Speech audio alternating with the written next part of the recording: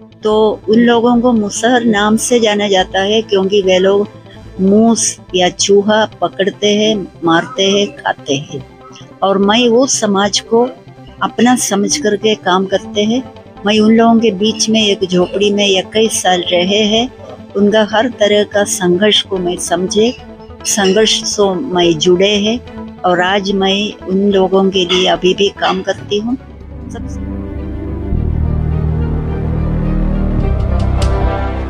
खुशामदीद नाजरीन, आप देख रहे हैं हिंदुस्तान डेली के लिए मुंबई से सिराज शेख की रिपोर्ट। नाज़रीन, यूँ तो कहते हैं कि गांधी जी के विचारों पर चलना काफ़ी मुश्किल है, कठिन है, लेकिन वाकई में गांधी जी के विचारों पर चलना कितना लाभदायक है और कितना समाज के लिए महत्वपूर्ण है, ये जानना बहुत ज़रूरी है। दोस्तों, आज की इस खबर में, आज की इस कहानी में, जबकि मैं कहानी नहीं कहूँगा, जबकि एक सच्चाई है और इस सच्चाई का आज मैं खुलासा करने जा रहा हूँ। जी हाँ दोस्तों, भारत के एक राज्य बिहार में बसने वाला एक दलित समाज, एक पिछड़ा समाज, जिसे भुइया या मुसहर भी कहते हैं, ये एक ऐसा समाज है जो आज से 300 साढ़े 300 साल पहले वहाँ उस ज़माने के राजा, उस ज़माने के बड़े अधिकार जो लोग हुआ करते थे, उन लोगों के पास ये लोग बंधुआ मजदूरी का काम किया करते थे। जब वहाँ राजा महाराजाओं के खेतों में काम करने के बाद जब इन्हें कुछ अनाज मिलता, वो अनाज से ही इनका गुज़र बसर होने लगा था। वो अनाज इतना कम होता कि जिसे खाने के बाद इनके परिवार का पालन पोषण भी पूरी तरह से नहीं हो पा रहा था।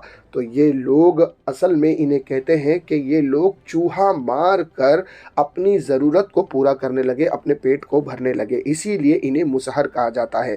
दरअसल मूस के मानी होते हैं चूहे के और आहर के मानी होते हैं खाने के, उसे पकड़ कर मार कर खाने के। तो बिहार में इन्हें मुसहर भी कहा जाता है और मध्य बिहार में इन्हें भुइया भी कहा जाता है। दरअसल दक्षिण बिहार से ये जाति पलायन करके उत्तर बिहार पहुंची थी, जहां पर ये लोग आज बसे हुए हैं। उत्तर बिहार में ये बड़ी मात्रा में, बड़ी तादाद में ये लोग यहाँ पर बसे हुए हैं। ये इतने गरीब हैं, इतने गरीब हैं कि आप सोच भी नहीं सकते कि इनके पास ज़मीन का 1 इंच का या 1 फुट का टुकड़ा भी इनका खुद का, इनका ज़ाती नहीं है। इसके बाद इनके पास पहनने के लिए पूरी तरह से कपड़े नहीं हैं, कच्चे मकानों में रहते हैं, घास फूस की झोपड़ियाँ बनाकर रहते हैं। बरसात में स्थिति और भी बद से बदतर हो जाती है। न प्रशासन इनकी चिंता करता है, न शासन इनकी चिंता करता है। ऐसे समाज में रहने वाले लोग न टेक्नोलॉजी से काफ़ी दूर है, पढ़ाई लिखाई से दूर है। इनके बच्चे अनपढ़ और गंवार की तरह ही रहते हैं, बंधुआ मजदूरी जैसा ही कार्य करते हैं, खेती में जाकर काम करते हैं और उससे भी जब गुजारा नहीं होता है तो चूहे पकड़ कर मारते हैं और उसे खाते हैं। लेकिन एक अजब बात इसके अंदर ये नज़र आई है नाजरीन के इस समाज के लिए, ऐसे समाज के लिए आवाज़ उठाए कौन? तो एक आवाज़ निकलती है आज से 50 साल पहले। जी हाँ, केरला की रहने वाली सुधा वर्गीस जब 16 वर्ष की थी, इन्होंने एक किताब में एक आर्टिकल पढ़ा था कि ऐसा समाज है जिनके पास अपने आप को खाने के लिए भी कुछ नहीं है, खाने के लिए भी इनके पास कोई व्यवस्था नहीं है और ये लोग चूहा पकड़ कर खाते हैं। तब सुधा वर्गीस ने ये सोचा था कि वो ज़िंदगी में अगर कुछ करेंगी तो वो इस समाज के लिए ही कुछ ना कुछ करेंगी। 20 वर्ष के बाद जब वो हुई, सुधा वर्गीस जब 20 वर्ष की हुई, उन्होंने केरला से पलायन करके बिहार वो पहुंची और उत्तर बिहार में जाने के बाद उन्होंने अपनी पूरी ज़िंदगी महात्मा गांधी के विचारों पर चलते हुए इस समाज के लिए अर्पित कर दी। जी हाँ, वह सुधा वर्गीस एक ऐसी महिला है जो केरला से ताल्लुक़ रखती थी। वो बिहार गई, बिहार जाने के बाद उन्होंने इस समाज के लिए कार्य करना शुरू किया।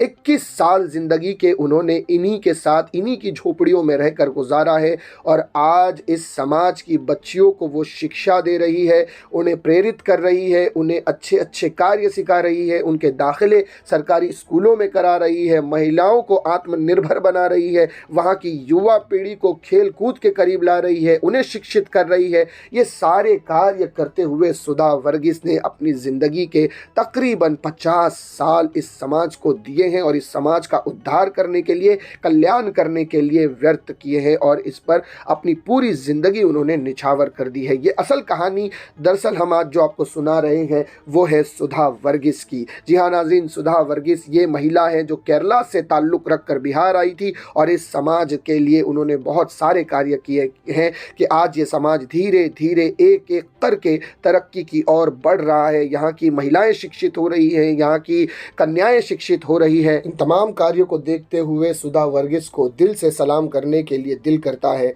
और जिस तरह का ये कार्य है काफ़ी सराहनीय है। नाज़रीन, आपको बता दें कि सुधा वर्गीस के इन तमाम कार्यों को देखते हुए APJ अब्दुल कलाम के हाथों से 2006 में इन्हें पद्मश्री अवार्ड से सम्मानित किया गया। 2016 में आइकॉन ऑफ बिहार अवार्ड से भी इन्हें सम्मानित किया गया। वहीं 2017 में Vanita women's of the years award से भी इन्हें सम्मानित किया गया और 2023 8 दिसंबर के दिन इन्हें मुंबई के ताज पैलेस होटल में इन्हें भारत के चीफ जस्टिस DY चंद्रचूड़ के शुभ हस्ते इन्हें जमुना लाल अवार्ड से नवाजा गया, जिसमें इनामी राशि इन्हें जो दी गई है वो 20 लाख रुपए की थी और वो 20 लाख रुपए की इनामी जो राशि है, जो अवार्ड है, वो पैसा भी वो मुसहर समाज के लिए, भुइया समाज के लिए खर्च करने वाली है और उनके कल्याण के लिए, उनके उद्धार के लिए वो पैसा वो लगाने वाली है। नाज़रीन, हमसे इनसे बात करने की कोशिश की है, वीडियो को आप पूरा देखिएगा। जब वो बात करती है तो उनकी बातों में जो सच्चाई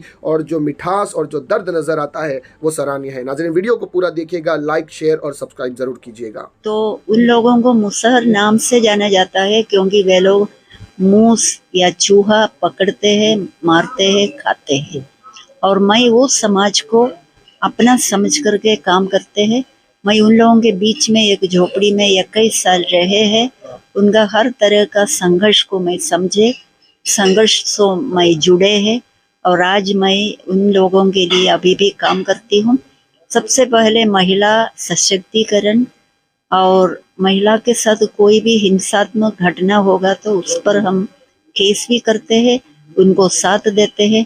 मैं एक अधिवक्ता भी होने के नाते मैं उनके लिए हर तरह का मदद करते हैं। एक बार फिर जानना चाहेंगे वो समाज कौन सा है जिस पर आप, जिनके लिए आप कार्य करती है? मुसहर समाज, yes, right eating community, yes. Ma'am, जिस तरह से आपने बताया कि आप उन लोगों के लिए काम कर रही है, आज आपको इस अवार्ड से सम्मानित किया जा रहा है। 20 लाख रुपए बड़ी राशि होती है। ये राशि आप अब यहाँ से ले जाने के बाद इसका क्या करेंगे? देखिए, मैं इस समाज का करीब 3000 बच्चों को शिक्षा देते हैं और वो बच्चे का शिक्षा सब गांव में एक एक सेंटर बना करके उनको उधरी शिक्षा देती है, प्राइमरी शिक्षा। उसके बाद मैं वो बच्चों को सरकारी स्कूल से जोड़ते हैं। खास रूप से जो सरकारी योजना है उससे हमारे बच्चों को भी फायदा होना है, इसलिए मैं वो सरकारी स्कूल से जोड़ते हैं। उसके बाद उनको साथ में हर दिन करीब मॉनिटरिंग करते हैं कि देखने के लिए वो बच्चे पढ़ रहे हैं कि नहीं। उसके बाद मेरे पास वो समाज का करीब 70 ऑर्फन बच्चे हैं, अनाथ बच्चे हैं। उनको भी हम देखते हैं, वे लोग भी स्कूल जाते हैं, पढ़ते हैं, यूनिफॉर्म पहनते हैं। मैंने एक तरह से उनको पूरी तरह से उसको भी देखते हैं। मुझे महिला सशक्तिकरण में अभी मेरे पास 3500 से ज़्यादा मुसहर महिला है जो लीज में जमीन लेकर के खेती करते हैं। मैम, मुझे आपकी बात से लग रहा है कि आप केरला से बिलोंग करते हैं और केरला में आप कैसे, मतलब कहाँ से हैं केरला में, और केरला से बिहार आने का सफ़र आपका कैसा है? मैं केरल में कोट्टयम जिला की हूँ और जब मैं 16 साल की थी मुझे मुसहर के बारे में कुछ चित्र, पिक्चर्स एक मैगजीन से हम देखे और उनका झोपड़ी, रोड बगल में रहते हैं, उनकी स्थिति के बारे में मैं पढ़े हैं। तब मुझे इनके साथ जो पॉवर्टी है, गरीबी है, वो हमको समझ में नहीं आया। उसको समझने के लिए मुझे लगा कि मैं थोड़ा बिहार आकर के देखेंगे और उनको मदद करेंगे। लेकिन अभी तक मैं वो मदद पूरा नहीं कर पाए क्योंकि मेरा समाज आगे नहीं बढ़ पाते हैं। कारण उनके पास एक ज़मीन नहीं है, कोई एसेट नहीं है, उनको एक आधार नहीं है जिस पर खड़े होके वो अपना आगे बढ़ सकते हैं। तो हम अभी भी उस समाज से जुड़े हैं मैं किशोरी लड़कियों के साथ काफ़ी काम करते हैं और उन लोगों को मदद करते हैं। और मेरा लक्ष्य है कि हर मुसहर से परिवार में एक सरकारी नौकरी चाहिए, तब ही इनका स्थिति सुधरेगा। उसी के लिए हमारा कोशिश है। अभी मैं करीब 20 लड़कियों को जो +2 किए हैं उन लोगों को हम 4 व्हीलर का ट्रेनिंग दिलाए ड्राइविंग के लिए, और अभी उनको लाइसेंस मिल जाएगा तुरंत। और हमको लगता है पुलिस विभाग हुआ, आर्मी में हुआ, महिला ड्राइवर्स की ज़रूरत है, तो मेरी लड़कियां उसी में नौकरी लेंगी। मैम, आज आपको चीफ जस्टिस के हाथ से अवार्ड से सम्मानित किया जाएगा, प्राउड फील कर रहे हैं इस चीज़ पर? एकदम मैं एक्सपेक्ट कर रही हूँ, क्योंकि अभी का चीफ जस्टिस का एक एडमायरर मैं हूँ और मैं उसी पर बहुत ही आई एम एक्साइटेड। मुझे बहुत अच्छा लग रहा है कि हमारा मौका, मेरा पद्मश्री हमको मिला है अब्दुल कलाम जी से, वो भी बहुत प्रिविलेज्ड मोमेंट था। वैसे आज का भी प्रिविलेज्ड मोमेंट मैं समझती हूँ, मानती हूँ। अब मेरा समाज के यूथ लड़के लोग अनस्किल्ड है, इलिटरेट है, बेरोजगार है, तो ये लोग खाली बैठते थे, कभी एक गिलास मार देंगे सवेरे, उसके बाद गुटखा खाओ, लड़ाई करो, ताश खेलो। लेकिन मुझे बहुत डिस्टर्बेंस होता था कि जवान लोग कुछ कर नहीं पाते हैं, तो मैं उन लोगों के साथ मेरा 2 स्टाफ को भेज करके बोला थोड़ा सा देखिए हम लोग इन लोगों के साथ क्या कर सकते हैं। तो बार बार इन लोगों से मेरा स्टाफ पूछने पर वे लोग बोला खेलेंगे और कौन सी करेंगे, तो क्या खेलेंगे, क्रिकेट खेलेंगे। तो मैं उन लोगों को पहला ग्रुप को एक क्रिकेट सेट खरीद करके दे दिए। वे लोग कभी छुए नहीं थे बैट बॉल, लेकिन वे लोग खेलना शुरू किया।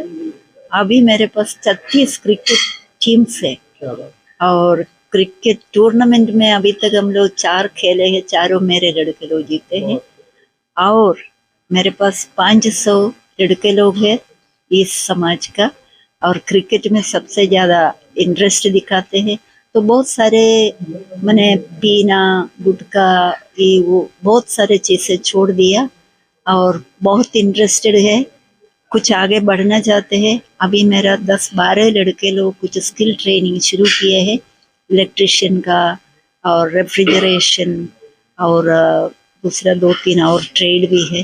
तो ये लड़के लोग हमारा समाज में एक बहुत पावरफुल ग्रुप के समान निकले हैं। मुझे बहुत अच्छा लगता है। पहले जब ये लोग दारू पीते थे, हमको देखने पर थोड़ा वन्ने मुँह करके बैठते थे, सोचे कि मैं कुछ कमेंट करेंगे, मैं कमेंट नहीं करते थे। उसके बाद क्या हुआ कि क्रिकेट शुरू करने के बाद हमको देखे तो बोले हेलो दीदी आप कैसे हैं, और हमसे आराम से बात करते, मुझे बहुत अच्छा लगता है। They are a powerful group. I want to give them some more leadership training and send them for some skill training so that उनका रोजगार भी आगे बढ़ सकेगा और वे लोग नॉर्मल लाइफ में आ जाएंगे। ठीक है, थैंक यू वेरी मच। दोस्तों, मैं मैम के बारे में क्या कहूँ, जिस तरह से इन्होंने बताया कि केरला से 16 साल की उम्र में इन्होंने देखा कि एक ऐसा समाज हमारे भारत देश में है, मुसहर समाज, जो कि बिल्कुल नीचे तबके में है। उनकी बच्चियों के लिए, उनके नौजवान लड़कों के लिए, उस समाज के लिए जिस तरह का कार्य मैडम कर रही है, ये अपने आप में वाकई सराहनीय है। गांधी जी के विचारों पर चलना अगर वाकई में अगर कोई है तो मैम से सीखा जा सकता है कि किस तरह से ये गांधी जी के विचारों पर चलते हुए एक ऐसा समाज जो बिल्कुल नीचे स्तर पर है, यहाँ तक कि मैम ने बताया कि वो चूहे मारकर आप सुन सकते हैं दोस्तों कि चूहे मारकर अपनी रोजमर्रा की जिंदगी गुजारते हैं, अपना पेट पालते हैं, अपना पालन पोषण करते हैं। ऐसी महिलाओं के लिए, ऐसे परिवार के लिए मैडम ने आज गुज़िश्ता लंबे अरसे से आवाज़ उठा रही है, उनके बच्चियों को पढ़ा रही है, सरकारी स्कूल में उनके दाखिले करा रही है। और इनकी ये मांग है, इनकी ये कोशिश है कि आने वाले समय में जो अब यहाँ से 12वीं पढ़ी जो उस समाज की लड़कियाँ हैं, उन्हें सरकारी महकमे में, चाहे डिफेंस हो या किसी भी महकमे में, उन्हें नौकरी मिल सके। और इनकी ये मांग है कि उस समाज के एक एक परिवार के एक कम से कम एक व्यक्ति को सरकारी नौकरी मिल सके, तब जाके मुसहर समाज जो है वो आगे बढ़ सकेगा और तरक्की कर सकेगा। इनकी ये कोशिश को सलाम है। वाकई में ये गांधी जी के विचारों पर चल रही है। और इन्होंने जैसे बताया कि ये जो रकम इन्हें आज मिलने वाली है, इस रकम को भी वो उसी समाज के लिए खर्च करेंगी। और जिस तरह से ये कार्य कर रही है, बहुत सराहनीय है। दोस्तों, मैं ज़रूर चाहूँगा कि इस वीडियो को आप पूरा देखिए और शेयर कीजिएगा और मैम के लिए दुआ भी कीजिए। कीजिएगा कि इसी तरह का कार्य करती रहे और इनकी मेहनत जो ये मेहनत कर रही है, गुज़िश्ता एक लंबे अरसे से मेहनत कर रही है, जितनी सफल हुई है और दुगनी सफल हो और वो समाज को पूरी तरह से न्याय और हक मिल सके और वो समाज भी एक समाज के अंदर सर उठाकर फख्र से चल सके और उस समाज की बच्चियां भी आज हमारे भारत के तरक्की में एक बहुत बड़ा योगदान दें। नाज़रीन, इसी तरह की खबरों के लिए हमारे चैनल को सब्सक्राइब कीजिएगा। मैं सिराज शेख, हिंदुस्तान डेली से फिर मिलूंगा किसी अगली खबर के साथ। तब तक के लिए जय हिंद।